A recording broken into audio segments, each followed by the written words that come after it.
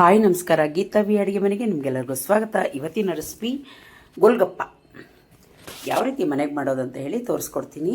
Summer time ಬಂತು, ಮಕ್ಳಿಗೆ ಇಷ್ಟ ಆಗ್ತೈತಿ, ಏನಾನ ತಿನ್ಬೇಕು ಅನ್ನಿಸ್ತೈತೆ, ಮಾಡಿಕೊಡ್ತೀನಿ.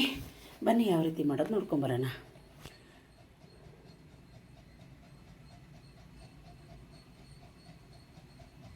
ಫಸ್ಟು ನಾನು ಪೂರಿನ ಹೊರಗಡೆಯಿಂದ ತರಿಸಿದ್ದೀನಿ. ಒಂದು 35 ರೂಪಾಯಿ ಕೊಟ್ಟು ತೊಗೊಂಬಂದಿದ್ದೀನಿ.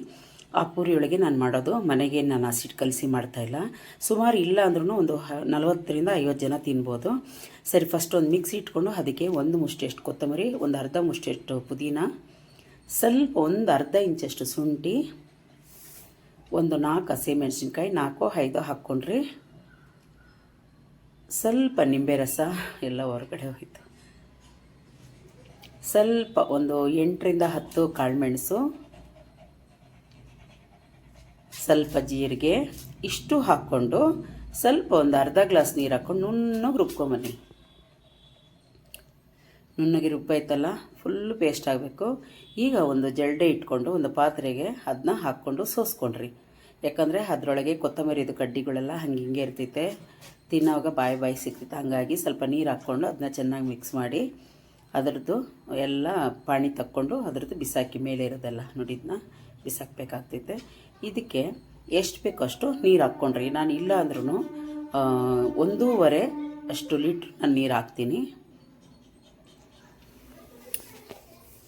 ಕಡಿಮೆ ಆಗಬಾರ್ದು, ಜಾಸ್ತಿ ಆಗಬಾರ್ದು, ಕಡಿಮೆ ಆದರೆ ಪರವಾಗಿಲ್ಲ. ಈಗ ಚಾಟ್ ಮಸಾಲ ಒಂದು ಅರ್ಧ ಸ್ಪೂನು, ಮತ್ತು ರುಚಿಗೆ ಉಪ್ಪು, ಸ್ವಲ್ಪ ನಿಂಬೆಹಣ್ಣು, ಆಮೇಲೆ ಕಾಲ ನಮಕ್ ಅದು ಒಂದು ಅರ್ಧ ಸ್ಪೂನ್ ಹಾಕಿದ್ದೀನಿ ಫಸ್ಟೇ.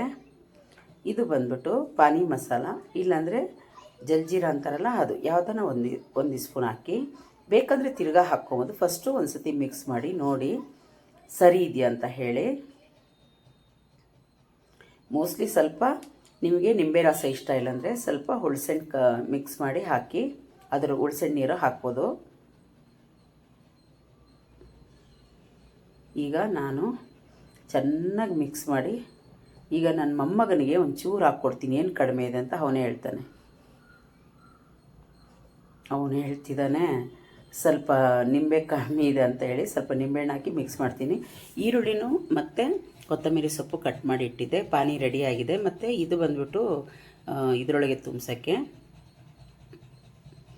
ಸ್ವಲ್ಪ ಅಚ್ಕಾರದ ಪುಡಿ, ಸ್ವಲ್ಪ ಚಾಟ್ ಮಸಾಲ, ಸ್ವಲ್ಪ ಬಟಾಣಿ, ಸ್ವಲ್ಪ ಉಪ್ಪು, ಇಷ್ಟು ಹಾಕ್ಕೊತೀನಿ. 3 ಆಲೂಗಡ್ಡೆ ಬೇಯಿಸಿಟ್ಟಿದ್ದೆ, ಅದನ್ನ ಹಾಕ್ಕೊಂಡು ಎಲ್ಲನ ಕಿವುಚ್ಕೊತೀನಿ ಚೆನ್ನಾಗಿ. ಈ ಮಸಾಲೆನೂ ರೆಡಿ ಆಗ್ತೈತೆ, ಪೂರಿಯೊಳಗೆ ತುಂಬಿಸ್ಲಿಕ್ಕೆ ರೆಡಿ ಮಾಡಿ ಇಟ್ಕೊತೀನಿ.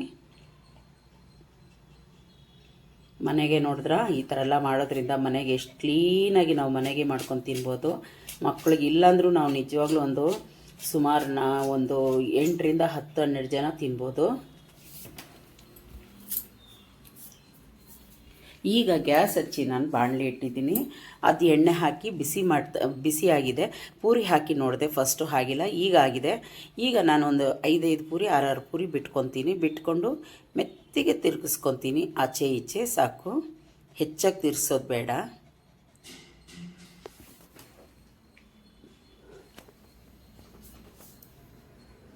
ನೋಡಿ, ಇಷ್ಟಾದರೆ ಸಾಕು, ಚೆನ್ನಾಗಾಗಿದೆ. ಈಗ ಕ್ಲೀನಾಗಿ ತೆಕ್ಕೊಂಬಿಡೋಣ.